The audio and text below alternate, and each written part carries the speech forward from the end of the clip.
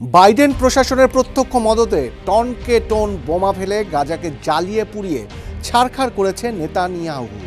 সেই বোমার বড় অংশই এসেছে মার্কিন মুলুক থেকে 7 সাগর পাড়ি দিয়ে। অথচ প্রকৃতির নির্মম পরিহাস সেই আমেরিকারই সংস্কৃতির রাজধানী হলিউড ও তার আশপাশ সামান্য বাতাসের ছোঁয়া পাওয়া আগুনে পুড়ে অঙ্গার হয়ে গেছে।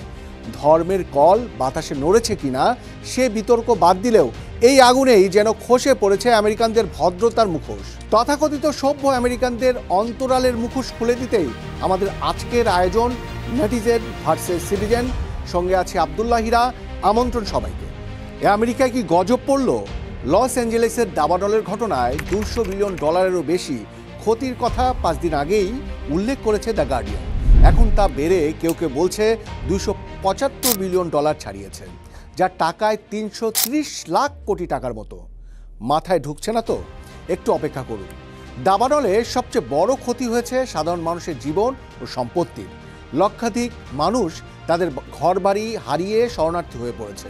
অনেক পরিবারের কাছে এটি শুধুমাত্র অর্থনৈতিক ক্ষতি নয়, বরং তাদের জীবনের স্মৃতিচিহ্ন হারানোর মতো বেদনাদায়ক ঘটনা।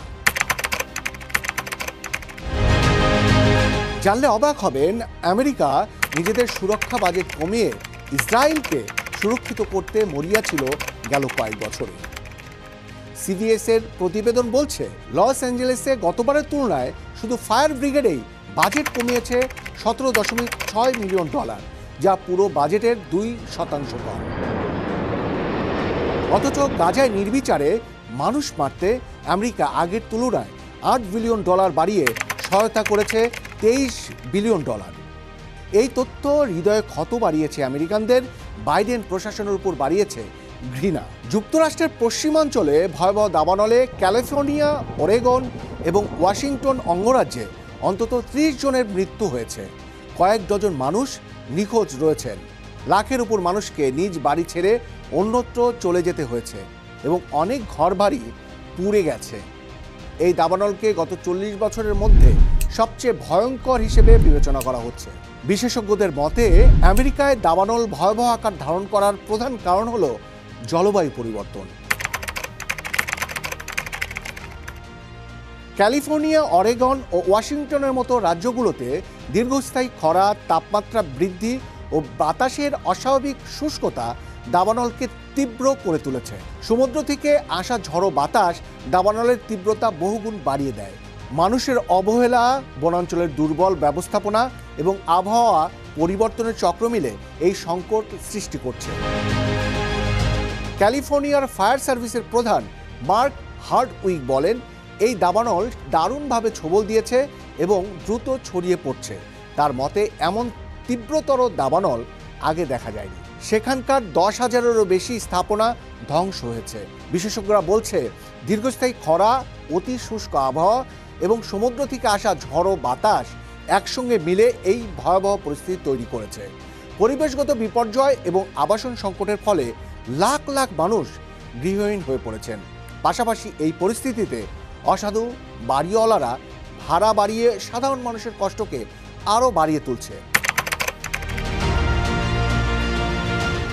দাবানল শুরু হয় প্রায়শই একটি ছোট্ট স্ফুলিঙ্গ থেকে। এটি হতে পারে বজ্রপাত, ত্রুটিপূর্ণ বৈদ্যুতিক লাইন কিংবা মানবসৃষ্ট কোনো অগ্নিসংযোগের কারণে।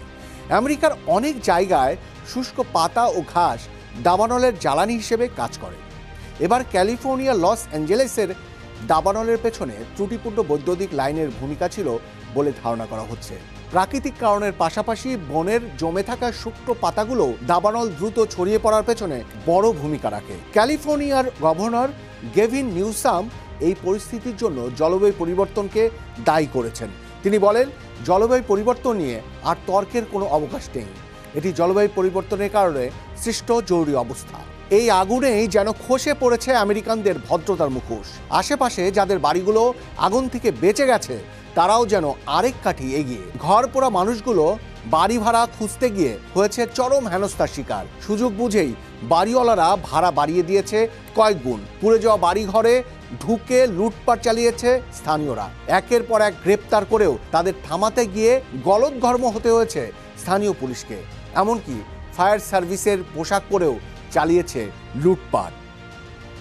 এ বিষয়ে আলোচনা করতে যুক্তরাষ্ট্রের ক্যালিফোর্নিয়া থেকে যুক্ত হয়েছেন লস অ্যাঞ্জেলেসের লিটল বাংলাদেশ প্রেস ক্লাবের সভাপতি কাজী মসরুল হুদা এবং নিউ ইয়র্ক থেকে আছেন সাংবাদিক শিহাবুদ্দিন কিসলু। দুজনকে স্বাগত জানাচ্ছি আমাদের আজকের আয়োজনে। আমরা শুরুতেই যেতে চাই লস অ্যাঞ্জেলেসের লিটল বাংলাদেশ প্রেস ক্লাবের সভাপতি কাজী মসরুল হুদা। আপনাকে একটু আপনার কাছ থেকে জানতে চাই যে আমরা যে প্রতিবেদনটা দেখালাম, আপনি অবশ্যই জেনে থাকবেন যে দাবানলের যে শুরুটা, সেই শুরুটা কিভাবে হলো সেটা তো হয়তো জানা, কিন্তু আমরা যেটা জানতে চাই একদম স্পেসিফিক, আপনার কাছে কি মনে হয় যে এই দাবানলের প্রস্তুতিতে আমেরিকার প্রশাসনের ঘাটতি রয়েছিল? ডিবিসির সবাইকে শুভেচ্ছা জানিয়ে শুরু করছি যে লস অ্যাঞ্জেলেসে যে দাবানলটা হয়েছে, আমাদের এখানে কিন্তু প্রতি বছরই দাবানল হয়ে থাকে কম বেশি। এবার একটু বেশি হয়েছে। এর কারণ হচ্ছে যে আমাদের এখানে হিউমিডিটি, আর্দ্রতাটা এতই কম ছিল। সাধারণত এই সময়টা কম থাকে কারণ আমাদের 8 মাস বৃষ্টি হয়নি এবছরে। এই বৃষ্টি না হওয়ার ফলে আরো শুষ্কতা হয়ে যাওয়ার ফলে ড্রাই হয়ে যায়। এই জন্য সান্তানা উইন্ড এই সময় প্রবাহিত হয়। তখন এই শুষ্ক ইয়েতে আগুনের একটু ধরলে পারে সেগুলো দ্রুত স্ফুলিঙ্গের মতো ছড়িয়ে পড়ে। এই এই দাবানলের সাথে যেটা উইন্ডটা ছিল, এটা 80 থেকে 100 মাইল পার আওয়ার, এবং এই উইন্ডে ফলে আগুনের এই ছড়িয়ে গেছে দ্রুততায়। এর জন্য প্রশাসনের ব্যাপারে আমি বলবো না, কারণ আর একটা বিষয় আছে। হ্যাঁ, প্রশাসনের একটা আছে কি যে যে ফায়ার ডিপার্টমেন্ট এবং পুলিশ ডিপার্টমেন্টে কাট ডাউন করেছে তাদের বাজেট, এর ফলে তাদের কার্যক্রমের সীমিত ছিল, যার ফলে সমস্ত ক্যালিফোর্নিয়ার পরেও অ্যারিজোনা স্টেট থেকেও ফায়ার ব্রিগেডকে আনতে হয়েছে এই অগ্নিকাণ্ডকে দাবানোর জন্য। কাজী মসরুল, একটু যদি বলবেন যে আপনার এই লস অ্যাঞ্জেলেসের একটা কথা আছে যে সেখানে গত কয়েক বছরে বাজেট কমানো হয়েছে, ফায়ার ব্রিগেডের বাজেটও মানে বেশ কিছু মিলিয়ন ডলার এই গেল বছরই কমানো হয়েছে। সেটার মানে এই প্রস্তুতির ঘাটতি তো সেটাও মিন করে, যেখানে আমেরিকা অন্য দেশগুলো স্পেশালি ইসরায়েলকে অনেক সহযোগিতা করেছে, তাদের বাজেট বাড়িয়েছে, $8 বিলিয়ন বাড়িয়ে প্রায় $26 বিলিয়ন অর্থ সহায়তা করেছে অন্য দেশগুলোতে আক্রমণ করার জন্য। সেখানে নিজেদের অর্থাৎ আমেরিকানদের সুরক্ষার জন্য এটা তো অবশ্যই এক ধরনের দায় তৈরি হয়। না, এই বাজেটটা কমানোর পিছনে কারণ ছিল কি যে যখন আমাদের আসলে পুলিশ ডিপার্টমেন্টের ব্রুটালিটির কারণে বাজেটটা কমানো হয়েছে, যে যাতে নাগরিকদেরকে সুরক্ষা দেওয়া যায় মানসিক ভাবে। তারা যদি স্বাবলম্বী হয় তাহলে পরে হয়তো এই ক্রাইম গুলো হবে না, যার জন্য এই বাজেটটা কাট করে ওই এডুকেশন বা মেন্টাল রিপেয়ারের জন্য ব্যবহার করা হয়েছে ওই অর্থটা, যার ফলে এই ঘাটতিটা দেখা দিয়েছে। আসলে কদিন আগে গণমাধ্যম দ্য গার্ডিয়ান পত্রিকা উল্লেখ করেছে যে তাও বেশ কদিন আগে যে $200 বিলিয়ন চেয়ে বেশি ক্ষতি হয়েছে। পাশাপাশি এই কদিনে তো আরো অনেক ক্ষতি হয়েছে বলে ধারণা করা হয়। বাড়ছে, হয়তো অ্যাসেসমেন্ট বাড়বে। হ্যাঁ, কিন্তু মূল বিষয়টা হলো কি যে এগুলো লস অ্যাঞ্জেলেসে হয়ে থাকে, তবে একটু বেশি হয়েছে। তবে মিডিয়ার প্রোপাগান্ডা কিন্তু খুব বেশি ভাবে দেখা দিয়েছে, যে যা না তার থেকে বেশি ফেসবুকে যেগুলো দেখানো হচ্ছে এইগুলোই মিডিয়া প্রচার করছে। ওকে কাজী মসরুল, একটু আসবো আপনার কাছে। আমাদের আরও একজন অতিথি আছেন নিউ ইয়র্ক থেকে, যিনি যুক্ত আছেন সাংবাদিক শিহাবুদ্দিন কিসলু ভাই অবশ্যই আমাদের কথোপকথন শুনছিলেন। আমরা একটু জানতে চাইবো যে গণমাধ্যমে কিন্তু এটাও বেরিয়েছে, যদি আপনি সিটিজেন হিসেবে বলেন, যে গণমাধ্যমের খবরে যে ওখানকার স্থানীয় আমেরিকানরা উদ্ধার কাজে হয়তো সহযোগিতা করেছেন, কিন্তু কেউ কেউ অনেকে লুটপাটের সঙ্গেও অনেকের সম্পৃক্ততা পাওয়া গেছে, এবং কেউ কেউ ফায়ার ব্রিগেডের মানে ইউনিফর্ম পরেও লুটপাটে অংশ নিয়েছেন। সেই খবরগুলো কি আপনি অবশ্যই দেখেছেন বোধহয়। সেই খবরগুলোকে কিভাবে এটা বলবেন যে এটা আমেরিকার সভ্য ব্যবস্থায়, সভ্য সমাজে এটা কিভাবে হলো? হ্যাঁ, এটা কিন্তু আসলে বিস্মিত হওয়ার মতো বিষয়। আমার খুবই ঘনিষ্ঠ মানে সেই স্কুল জীবনের বন্ধু সেখানে বসবাস করে, তার কাছ থেকেও আমি কথা বলে এটাই এমনটি জানতে পেরেছি, আর অবশ্যই মিডিয়াতে প্রকাশ্যে আসছে। এটি আসলে বিস্মিত হওয়ার মতো বিষয়। মূলত যেটি বলবো যে একটা হচ্ছে যে ওখানকার যে তাৎক্ষণিক যে একটি টানাপোড়েন, যে অর্থনৈতিক টানাপোড়েন, যে যে ইম্প্যাক্টটা হয়েছে, এটা সেটার কারণে এক ধরনের মনস্তাত্ত্বিক বিষয় আছে যে তাদেরকে তাড়িত করেছে যে আমাকে কিছু একটা নিয়ে সার্ভাইভ করতে হবে, আমাকে সেটা করতে হবে, এটি একটি ব্যাপার। আরেকটি হচ্ছে যে ক্রিমিনাল অ্যাক্ট, আরেকটা হচ্ছে যে অপরাধীদের একটা অবশ্যই তাদের একটা কর্মকাণ্ড আছে সেখানে, এবং সেই অপরাধীরা কিন্তু প্রত্যেকটা সমাজে আছে, কম আর বেশি। বাট যে জায়গাটা বলছিলেন যুক্তরাষ্ট্রের মতো একটি সভ্য জায়গায়, হ্যাঁ, সেটা হচ্ছে যে আমি যেটা আপনারা যেটা বলছিলেন, অলরেডি আলোচনা করছিলেন যে আসলে ক্যালিফোর্নিয়া কিন্তু একটা ধনী রাজ্য, বলতে হবে যে ওখানে সমস্ত ধনী ব্যক্তিরাই ওখানে বসবাস করেন, হলিউডের মতো জায়গা।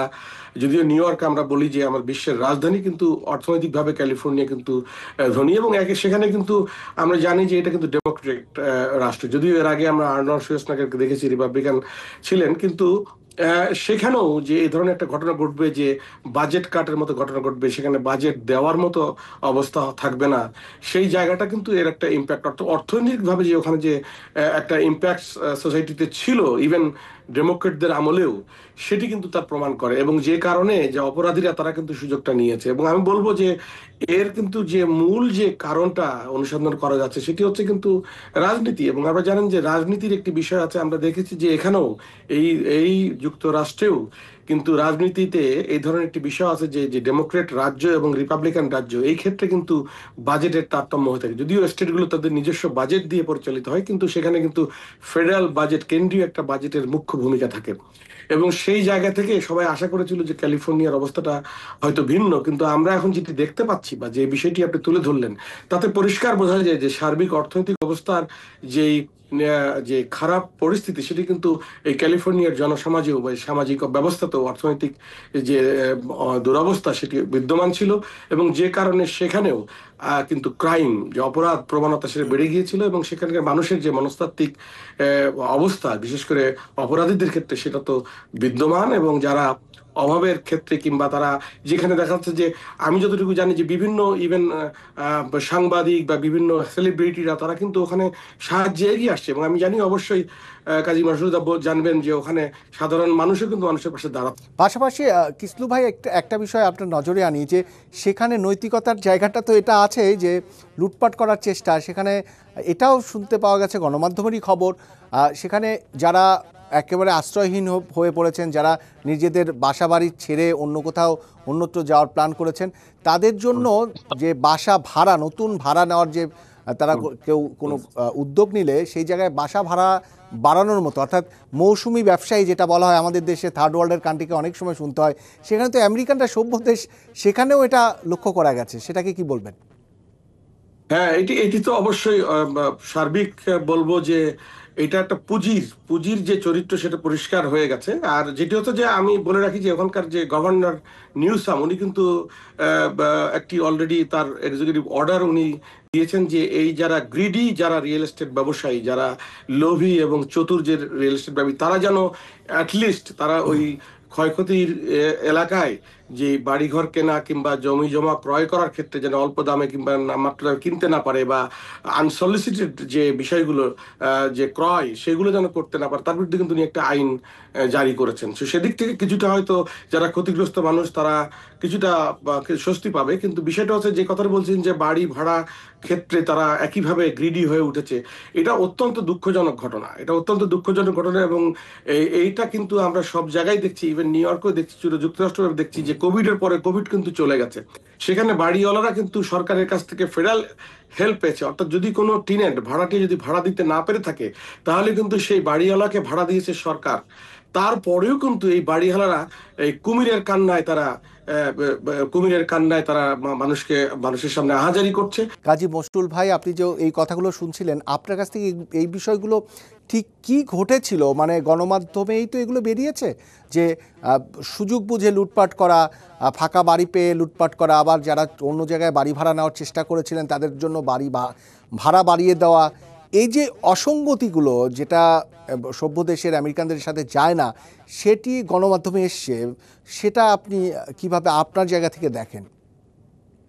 আসলে আমরা সবাই সুযোগ সন্ধানী, যখনই সুযোগ আসে আমরা এই ধরনের, যেমন আরেকটা জিনিস যেটা ধরা পড়েছে খুব কম কম, সেটা হলো কি যে অনেকে চেষ্টা করছে এর ভিতর দিয়ে নিজের বাড়িটাকে আগুন লাগাই দিয়ে এর ভিতরে মানে ফায়ার ইন্স্যুরেন্সের ক্লেমের মধ্যে মানে দিয়ে তার এটাও নিজের কি ঘটে? বাড়িটাকে মানে আবার এটা তো আমরা শুধু আমাদের ক্ষেত্রেই এরকম ছলচাতুরি ষড়যন্ত্র আমরা বুঝি, আমেরিকাতেও কি বসে সরকার এরকম ভাবা এখানে হয়। সম্ভব? আমেরিকায় তো city I mean country of immigrants, আমরা সব দেশের লোকরা এসে বসবাস করছি। ওকে। হ্যাঁ, তো এফেক্টেড তো হবেই।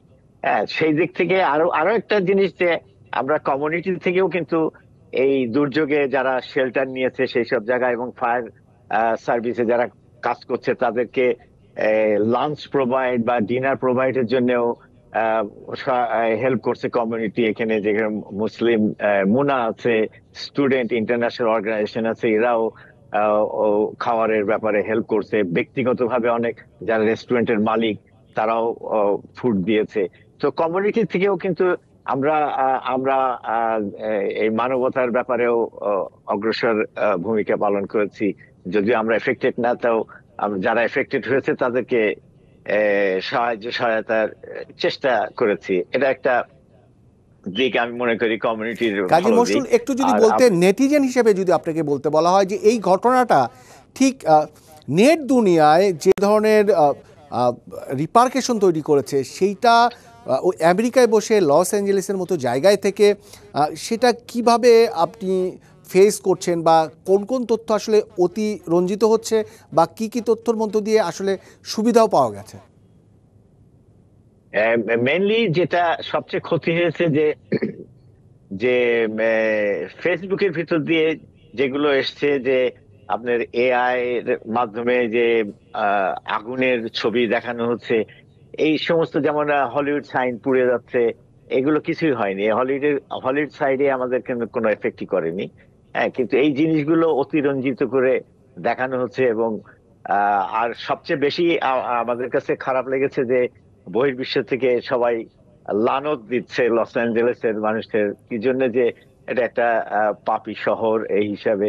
এই যে আপনার টানেল বা ন্যারো ভিশন থেকে যে সমস্ত ছড়িয়ে যাচ্ছে, এই জিনিসগুলো সবাই অনেকে মনে করছে যে সত্য হয়তো।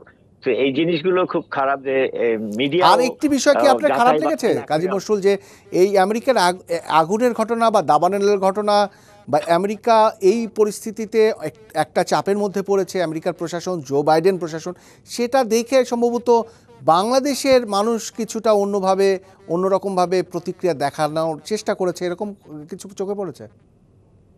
হ্যাঁ, এগুলো চোখে পড়েছে এবং কমিউনিটির মানুষও খুব ভালো চোখে দেখেনি, কারণ এখানে আমরা বসবাস করছি, আমরা বাঙালি আছি অনেক।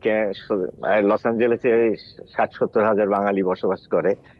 তো আমাদের কাছে খারাপ লাগে যে যখন এই ধরনের অমানবিক চিন্তা চেতনার বহিঃপ্রকাশ দেশের থেকে আসে এবং এবং আমাদের এফেক্ট করে এইসব বিষয়ে, যার জন্য আমরা এ ব্যাপারে সচেতনতার যে অবস্থান থেকে পাচ্ছি, এগুলো চেষ্টা করছি যে এগুলো ভুয়া নিউজ এবং এগুলোকে কান না দেওয়ার জন্য।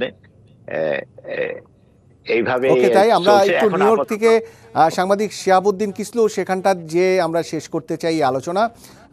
কিসলু ভাই, আপনি শুনছিলেন, সিটিজেন হিসেবে আপনি এইটার অবশ্যই সম্মুখীন হয়েছেন। বাংলাদেশে যেটি বলছিলেন কাজী মশরুল, যে বাংলাদেশের মানুষও এক ধরনের ব্যাখ্যায় এক ধরনের সন্তুষ্টি প্রকাশ করছে যে আমেরিকার প্রশাসন চাপের মধ্যে পড়েছে, সেটা সম্ভবত আপনাকেও ছোঁয়া দিয়েছে। আপনি এর সাথে কি বলবেন, মানে এই বিষয়টিকে কিভাবে ব্যাখ্যা দিবেন?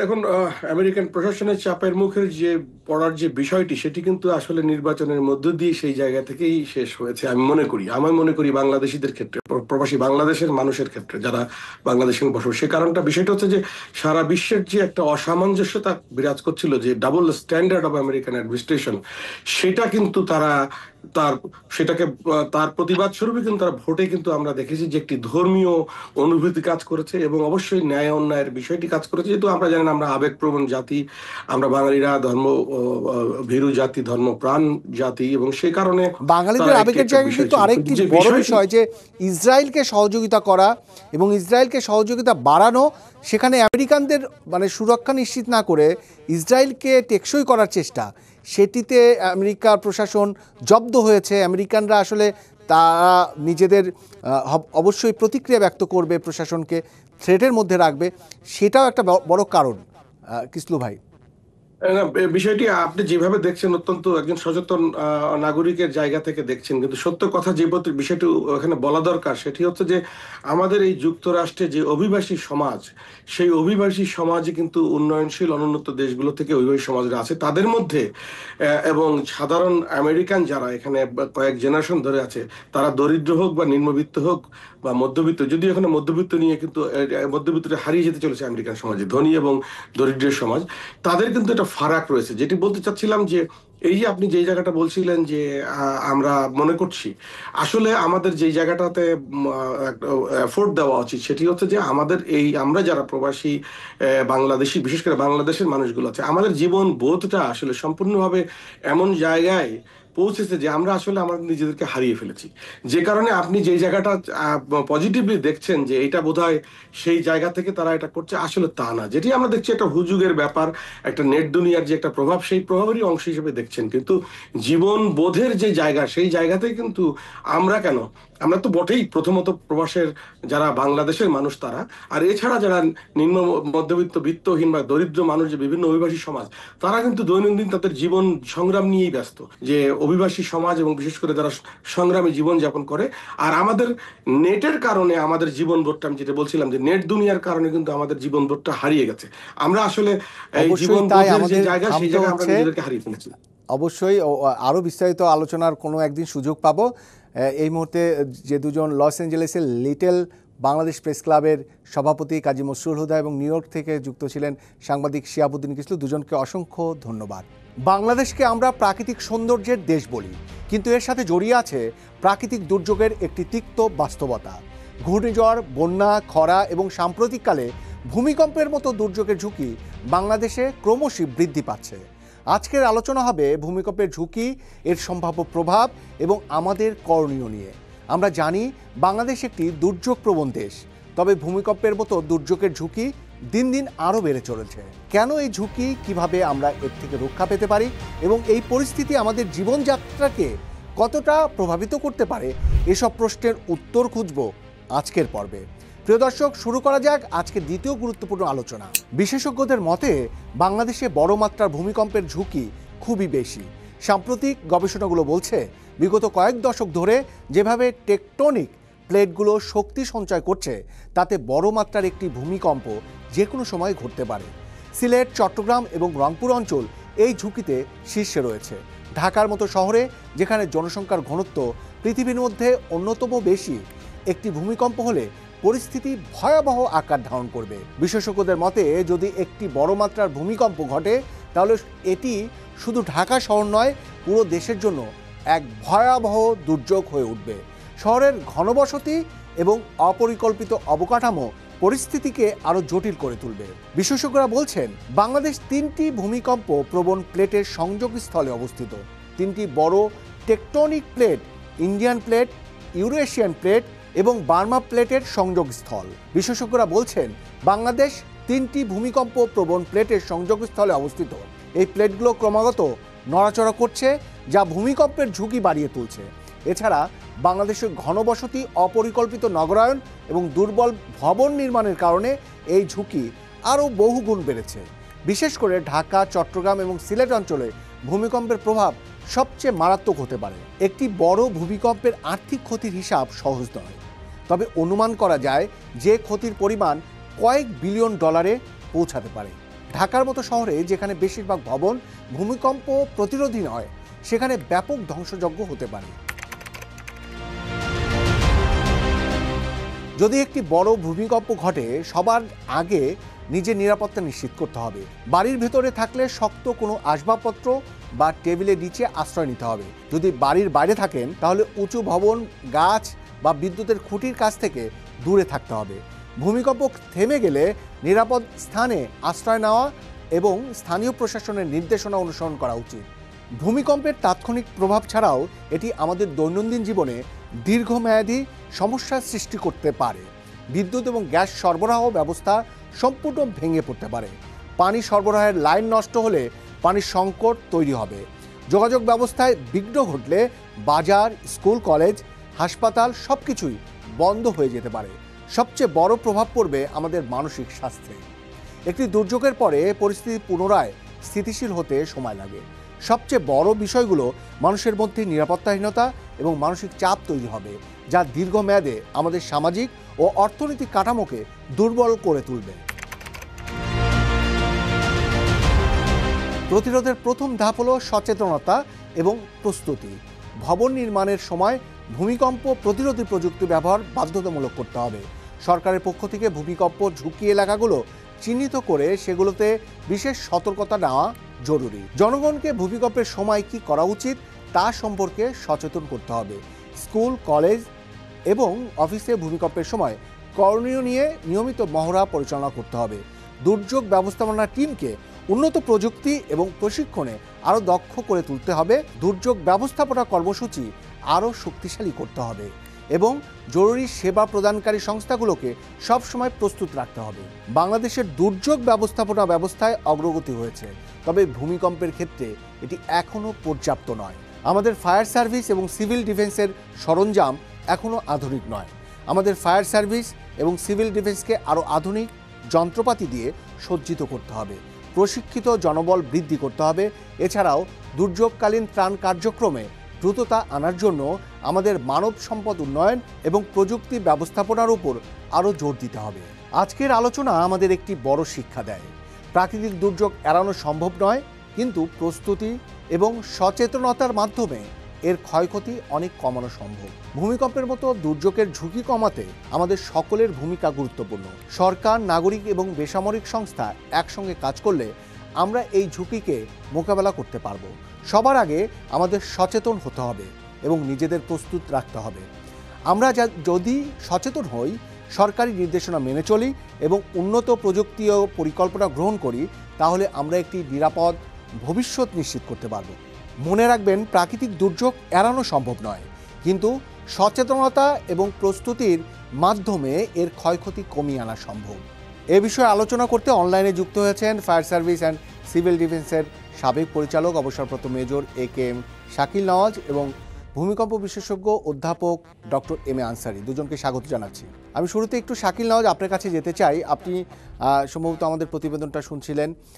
আমরা একটু প্রথমেই যদি জানতে চাই, ঢাকায় যদি এরকম একটা বড় অর্থাৎ স্কেলে ভূমিকম্প হয়, রিক্টার স্কেলে, তাহলে সেইটা আসলে কতটা ভয়াবহ হতে পারে, সেটার সঙ্গে কোনো ঘটনার আপনি মিল তুলে ধরতে পারেন?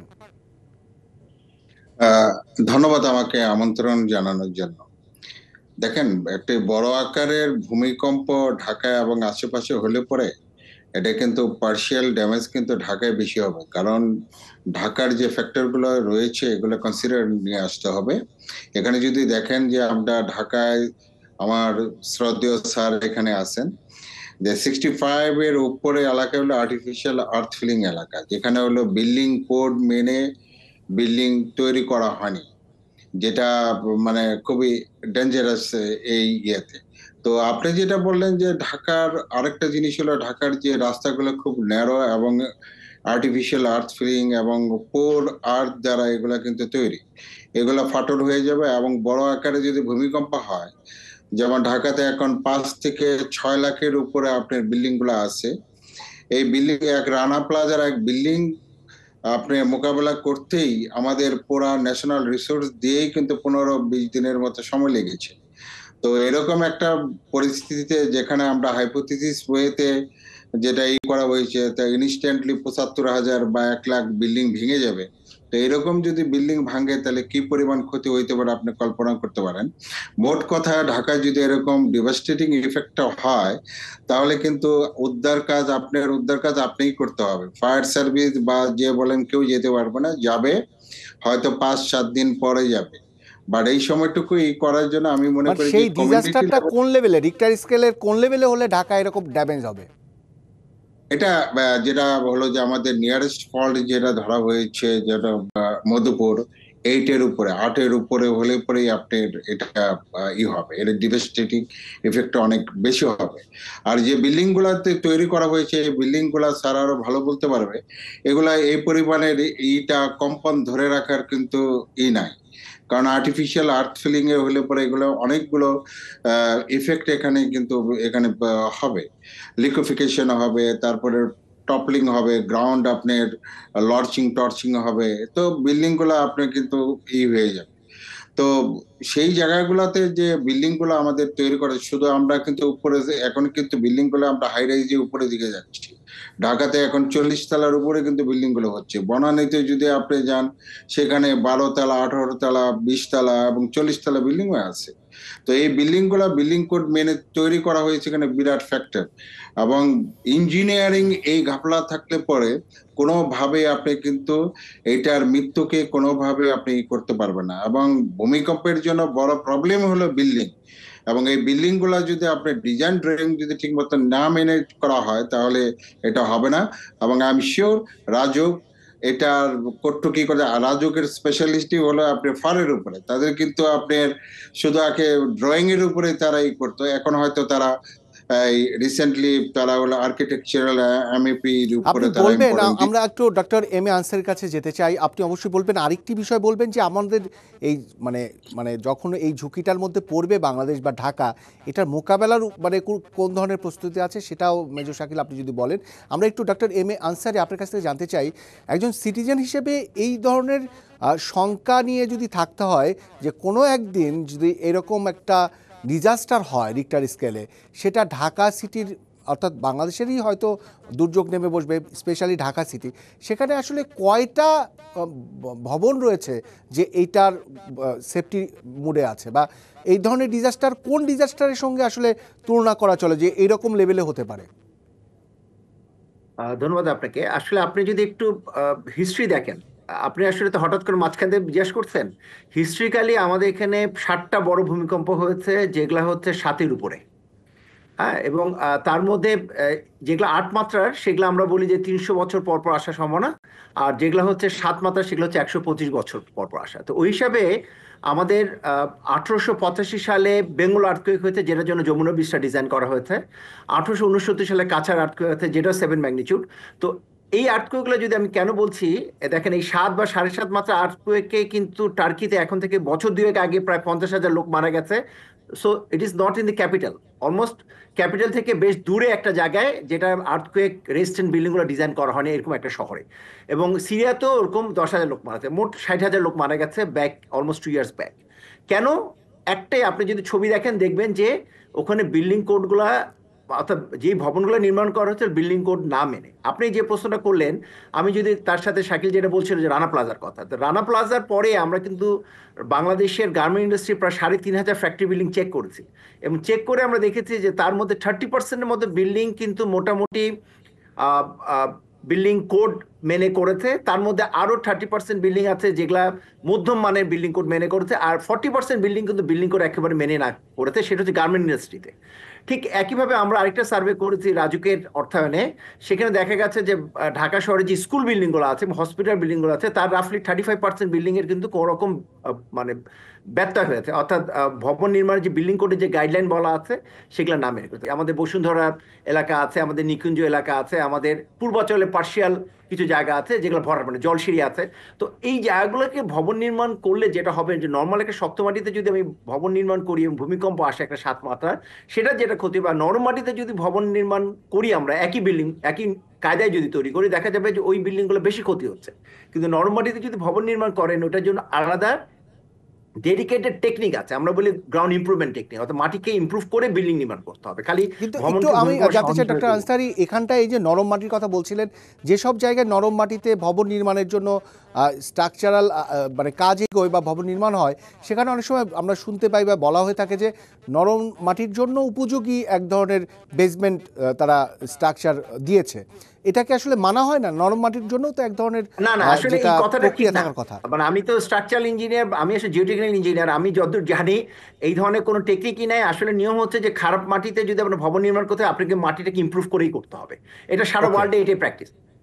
এটাই প্র্যাকটিস। ওকে। আমাদের সেই প্র্যাকটিসটা করে না, সেই জন্য এটা মানে আন্দাজে এই কথাটা বলে অনেকে পার পাওয়ার চেষ্টা করে, কিন্তু আসলে মাটির যে ব্যাপারটা সেটা সবসময় নেগলেক্টেড বাংলাদেশে। হ্যাঁ, ভবন নির্মাণের অনেক টেকনিক, স্ট্রাকচারাল অনেক টেকনিক আমাদের ইঞ্জিনিয়ার যারা আছে তাদের মধ্যে গত 15-20 বছরের তারা ট্রেন আপ হয়েছে। কারণ আমাদের একটা বেঞ্চমার্ক হচ্ছে 2001-এর ইন্ডিয়ান আর্থকুয়েক, ভুজ আর্থকুয়েক। তারপরে ধরেন যে এই সময় কিন্তু স্ট্রাকচার ইঞ্জিনিয়ার নিজেদের ট্রেন আপ করেছে। কিন্তু মাটির যে ব্যাপারটা সেটা আমাদের সরকারি যে ইঞ্জিনিয়াররা যারা ডিজাইনের সাথে জড়ানো আছে বা বেসরকারি যে ইঞ্জিনিয়াররা যারা ডিজাইনের সাথে জড়ানো আছে, তারা এখন পর্যন্ত টেক কেয়ার করেনি। কারণ এই গত 5 বছরে কিন্তু খারাপ মাটিতে আমরা ভবন নির্মাণ শুরু করেছি। আমরা যদি বলি যে পূর্বাচলের একটা অংশ, উত্তর থার্ড ফেজের একটা অংশ, জলসিঁড়ি অংশ, এগুলো সবগুলো কিন্তু খারাপ মাটিতে ভবন নির্মাণ হচ্ছে, এবং এখানে কিন্তু ওকে, এখনো আমাদের চলমান। ভালো মাটির দিকটা কোন দিকে যদি আমরা একটু দর্শককে জানাতে আমরা চাই, যদি মানে ঢাকা শহরের ঢাকার ম্যাপের পুরো কথা ঢাকা চিন্তা করি, শহরের কোন মাঝখানে দিকটা ভালো মাটি? আমি বলি পুরন ঢাকা থেকে শুরু করে মিরপুর পর্যন্ত এই চাংটা হচ্ছে ভালো মাটি। মাঝখানে ধরেন 5 কিলোমিটার মতো একটা স্পেস। পুরন ঢাকা থেকে শুরু হচ্ছে, লালবাগ থেকে শুরু হয়ে সোজা আপনি মিরপুরের দিকে গেলে ভালো মাটি। আর দুই দিকে যত জায়গা আছে, আমরা যদি বলি বসুন্ধরা এদিকে আছে, এদিকে আছে আমার কি জানি বলে শিকদারের যে এলাকাগুলো, এই দুই জায়গায় কিন্তু আমাদের সব ভরাট মাটি। কারণ রায়ের এই বাজারের জায়গাগুলো দিকে? যেটা বলছেন, হ্যাঁ দুই হ্যাঁ, দিকেই, অর্থাৎ আমাদের ইস্ট এবং পশ্চিম, ওয়েস্ট, এই দুই ওকে, সাইডে ভরাট মাটি এবং নদী আছে। দেখবেন নদী দিয়ে কি করে ওরা, বালু মাটিগুলো ওখান দিয়ে নদী দিয়ে ড্রেজার দিয়ে ক্যারি করে নেয়, গর্তগুলোকে ফিল আপ করে।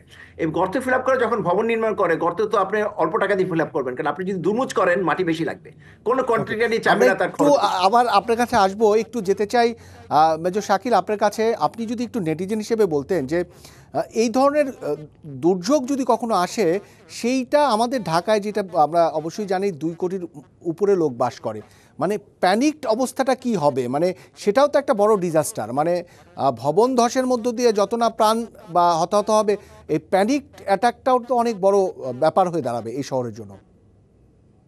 হ্যাঁ, আমি তার আগে একটা পয়েন্ট স্যারের সাথে অ্যাড করতে চাই।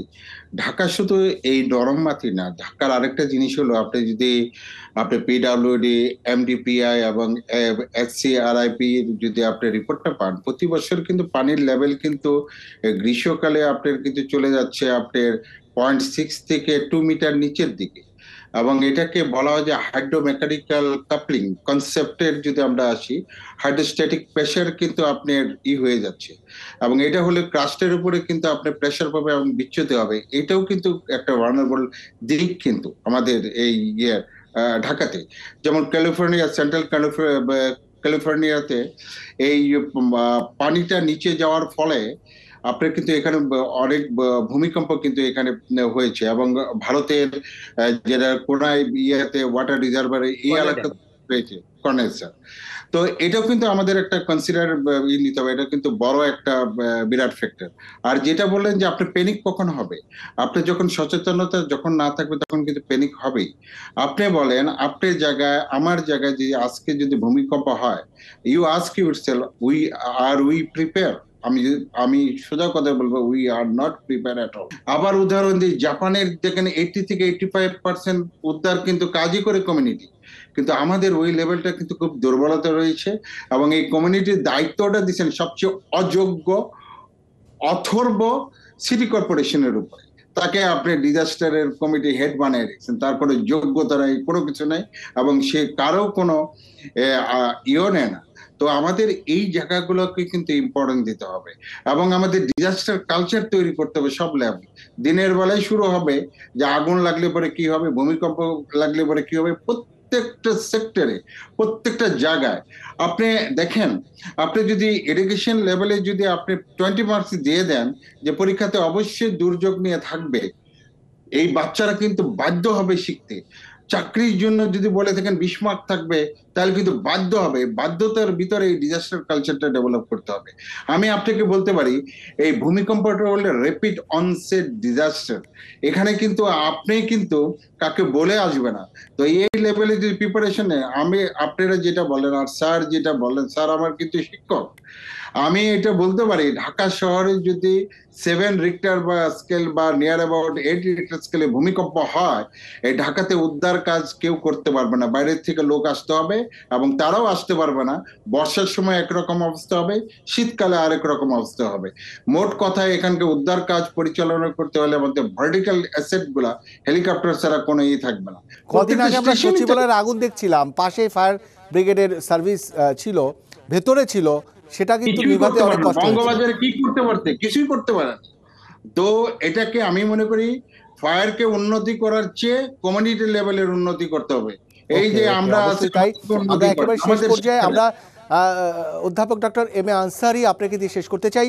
একটু জানতে চাই, একজন সিটিজেন হিসেবে আপনার বিশেষজ্ঞের জায়গা থেকে যদি বলতেন যে কি ধরনের আসলে এক্সপেক্ট করেন গণমাধ্যম থেকে, নাগরিক সমাজ থেকে, বা সরকারের কি কি উদ্যোগ, যেটি অনেক কথা বলছিলেন মেজর শাকিল, আপনি কি কি জায়গায় শঙ্কিত যে এই বিষয়গুলো খুব দ্রুত প্রয়োজন, কবে কিভাবে হবে কে জানে? আসলে শাকিলের সাথে আমি একমত। প্রত্যেকটা কমিউনিটি বেসড, আসলে যেটা হচ্ছে প্রত্যেকটা ফায়ার সার্ভিসের আশেপাশে যে কমিউনিটি আছে, সে ভলান্টিয়ার ট্রেনিংটা খুব বেশি জরুরি। এটা 2009 একবার শুরু করেছিল ফায়ার সার্ভিস, কিন্তু ওই প্রস্তুতি, ওই ইউএনডিপি টাকা বাইরের টাকা না, এটা নিজস্ব উদ্যোগে সরকারকে নিজ উদ্যোগে নিতে হবে এবং প্রত্যেকটা কমিউনিটি ভলান্টিয়ার তৈরি করতে হবে, তাদের হাতে কিছু ইকুইপমেন্ট দিতে হবে। দেখা গেছে যে ওই যে 2009 বা 12-তে যে ট্রেনিংটা দেওয়া হয়েছিল, তারাই কিন্তু রানা প্লাজাতে একটা মেজর রোল প্লে করেছে। কারণ ফায়ার সার্ভিস আসতে প্রায় 1 ঘন্টা লেগেছিল, সেই প্রথম গোল্ডেন আওয়ারে কিন্তু ওরা কাজ করেছে। তো এটা দেখা গেছে আমাদের বাংলাদেশে যে কোনো জায়গায় দুর্যোগেই কিন্তু দেখা যায় যে লোকাল কমিউনিটি ফার্স্ট রেসপন্ডার, দেন ফায়ার সার্ভিস, দেন অন্যান্যরা আসে। তো এখানে একটা মেজর রোল প্লে করার ব্যাপার আছে। আরেকটা হচ্ছে যে আমাদের এখানে সরকার বা আমাদের যারা আমলাতান্ত্রিক যে জটিলতা, অর্থাৎ এই জিনিসটার মধ্যে কিন্তু একটা মেজর কাজ করার ব্যাপার আছে। দেখা যাচ্ছে যে আমরা আমাদের এসওডি বলে একটা জিনিস আছে, standing order on disaster management, এইটা কিন্তু বই আকারই আছে, কিন্তু এটা যে চর্চা করা, এটা যে প্র্যাকটিক্যালি এটার যে ইমপ্লিমেন্টেশন, সেটা কিন্তু কোথাও নাই। তো আমাদের এখানে ডকুমেন্টেশন, আমাদের এখানে ল, এভরিথিং ইজ দেয়ার, কিন্তু এটাকে যে ফিল্ডে ইমপ্লিমেন্টেশন করা, এবং ওই যে আমি যেটা বললাম যে কমিউনিটি অফ ভলান্টিয়ারের তৈরির মাধ্যমে এটাকে ইমপ্লিমেন্ট করা, এবং এটার জন্য আরেকটা জিনিস যেটা দরকার, ইউওসি। আমরা দেখা যায় যে কোনো সময় একটা দুর্যোগ হলে সবাই যে হুমড়ি খেয়ে পড়ে যেখানে দুর্যোগটা হয়েছে, কিন্তু এটা তো ফিল্ডে করার কথা না। এখানে যারা টপ আমলা লেভেলে যারা ডিসিশন মেকার হবে বা মিনিস্টার, তারা কিন্তু দূরে একটা জায়গায় বসে ডিসিশনটা মেক করবে, ফিল্ডে এক্সিকিউট করবে যারা ফিল্ডের লোকরা। কিন্তু আমাদের যে দেখা যায় যে সবাই বাহাবা করানোর জন্য ফিল্ডে যে দৌড়ে যাচ্ছে। তো এই জিনিসগুলো আমাদের দরকার। আরেকটা জিনিস হচ্ছে যে আমাদের এখানে তো অনেক বড় বড় প্রজেক্ট হয়েছে, কিন্তু এগুলাকে রিয়েলি ফিল্ডে ইমপ্লিমেন্ট করা এবং এগুলাকে আমলে নেয়া, দেখা গেছে বই আকারে সবকিছু রিপোর্ট আছে, কিন্তু ফিল্ডে কোনোটাই প্রপারলি ইমপ্লিমেন্ট হচ্ছে না। যেরকম ফায়ার অবশ্যই তাই। সার্ভিস অনেক ধন্যবাদ আমাদের এই সময় কেনা হয়তো, কিন্তু পর্যায়ে এগুলোর সাথে থামতে হচ্ছে। মানে একটা অনেক গুরুত্বপূর্ণ যোগসূত্রতা তথ্য দেওয়ার জন্য দুজনকেই ধন্যবাদ, অবসরপ্রাপ্ত মেজর শাকিল নওয়াজ এবং আমাদের অবশ্যই আমাদের বিশেষজ্ঞ অধ্যাপক sir doctor M A Ansari, দুজনকে অসংখ্য ধন্যবাদ আজকের এই আয়োজনে। আপনারা আমাদের সঙ্গে ছিলেন নেটিজেন ভার্সেস সিটিজেন অনুষ্ঠানে। দর্শক, কি বুঝলেন? সবার আগে কিন্তু দেশ। Netizen versus citizen presented by ready detergent powder. সঙ্গে ছিলাম আব্দুল্লাহ হীরা। প্রতি শনিবার এই সময় নতুন সাবজেক্ট নিয়ে, নতুন অতিথি নিয়ে সবার সঙ্গে দেখা হবে। সবাই ভালো থাকুন আর ডিবিসির সঙ্গেই থাকুন 24 ঘন্টা।